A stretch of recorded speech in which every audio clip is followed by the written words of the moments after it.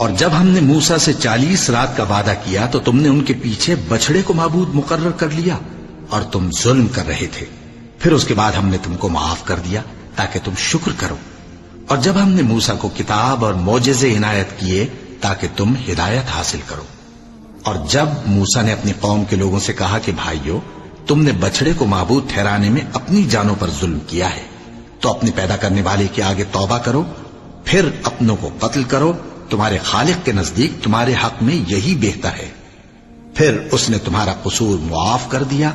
وہ بے شک بڑا معاف کرنے والا ہے، بڑا مہربان ہے. اور جب تم نے موسیٰ سے کہا کہ موسیٰ، جب تک ہم اللہ کو سامنے نہ دیکھ لیں گے تم پر ایمان نہیں لائیں گے، تو تم کو بجلی نے آ گھیرا اور تم دیکھ رہے تھے. پھر موت آ جانے کے بعد ہم نے تم کو اثر نو زندہ کر دیا تاکہ احسان مانو.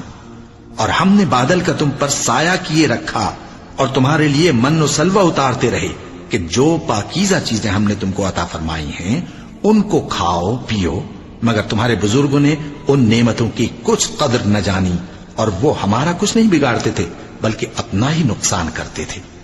اور جب ہم نے ان سے کہا کہ اس گاؤں میں داخل ہو جاؤ اور اس میں جہاں سے چاہو خوب کھاؤ پیو، اور دیکھنا دروازے میں داخل ہونا سجدہ کرتے ہوئے اور حطوتن کہنا، ہم تمہارے گناہ معاف کر دیں گے اور نیکی کرنے والوں کو اور زیادہ دیں گے.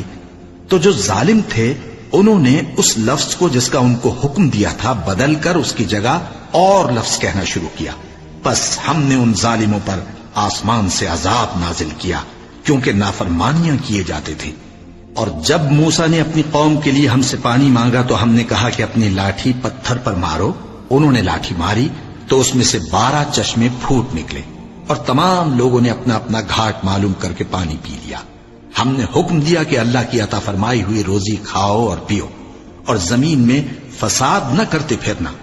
اور جب تم نے کہا کہ موسیٰ ہم سے ایک ہی کھانے پر صبر نہیں ہو سکتا تو اپنے پروردگار سے دعا کیجئے کہ ترکاری اور ککڑی اور گیہوں اور مسور اور پیاز وغیرہ جو نباتات زمین سے اگتی ہیں ہمارے لیے پیدا کر دے. انہوں نے کہا کہ عمدہ چیزیں چھوڑ کر ان کے بدلے ناقص چیزیں کیوں چاہتے ہو؟ اگر یہی چیزیں مطلوب ہیں تو کسی شہر میں جا اترو، وہاں جو مانگتے ہو مل جائے گا. اور آخر کار ذلت و رسوائی اور محتاجی و بے نوائی ان سے چمٹا دی گئی اور وہ اللہ کے غضب میں گرفتار ہو گئے. یہ اس لیے کہ وہ اللہ کی آیتوں سے انکار کرتے تھے اور اس کے نبیوں کو ناحق قتل کر دیتے تھے، یعنی اس لیے کہ نافرمانی کیے جاتے اور حد سے بڑھے جاتے تھے.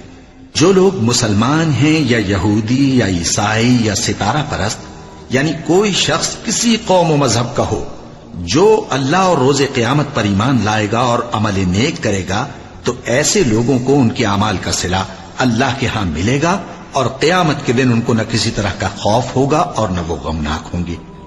اور جب ہم نے تم سے عہد کر لیا اور کوہ طور کو تم پر اٹھا کھڑا کیا اور حکم دیا کہ جو کتاب ہم نے تم کو دی ہے اس کو زور سے پکڑے رہو اور جو اس میں لکھا ہے اسے یاد رکھو تاکہ عذاب سے محفوظ رہو، پھر تم اس کے بعد عہد سے پھر گئے، سو اگر تم پر اللہ کا فضل اور اس کی مہربانی نہ ہوتی تو تم خسارے میں پڑ گئے ہوتے. اور تم ان لوگوں کو خوب جانتے ہو جو تم میں سے ہفتے کے دن مچھلی کا شکار کرنے میں حد سے تجاوز کر گئے تھے، تو ہم نے ان سے کہا کہ ذلیل و خوار بندر ہو جاؤ. اور اس قصے کو اس وقت کے لوگوں کے لیے اور جو ان کے بعد آنے والے تھے عبرت اور پرہیزگاروں کے لیے نصیحت بنا دیا.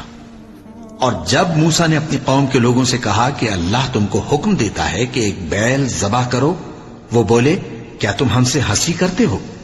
موسیٰ نے کہا کہ میں اللہ کی پناہ مانگتا ہوں کہ نادان بنوں. انہوں نے کہا کہ اپنے پروردگار سے التجا کیجئے کہ وہ ہمیں یہ بتائے کہ وہ بیل کس طرح کا ہو. موسیٰ نے کہا پروردگار فرماتا ہے کہ وہ بیل نہ تو بوڑھا ہو اور نہ بچڑا بلکہ ان کے درمیان یعنی جوان ہو، سو جیسا تم کو حکم دیا گیا ہے ویسا کرو. انہوں نے کہا اپنے پروردگار سے درخواست کیجئے کہ ہم کو یہ بھی بتا دے کہ اس کا رنگ کیسا ہو. موسیٰ نے کہا پروردگار فرماتا ہے کہ اس کا رنگ گہرا زرد ہو کہ دیکھنے والوں کے دل کو خوش کر دیتا ہو. انہوں نے کہا اب کے پروردگار سے پھر درخواست کیجئے کہ ہم کو بتا دے کہ وہ اور کس کس طرح کا ہو، کیونکہ بہت سے بیل ہمیں ایک دوسرے کے مشابہ معلوم ہوتے ہیں اور اللہ نے چاہا تو ہمیں ٹھیک بات معلوم ہو جائے گی.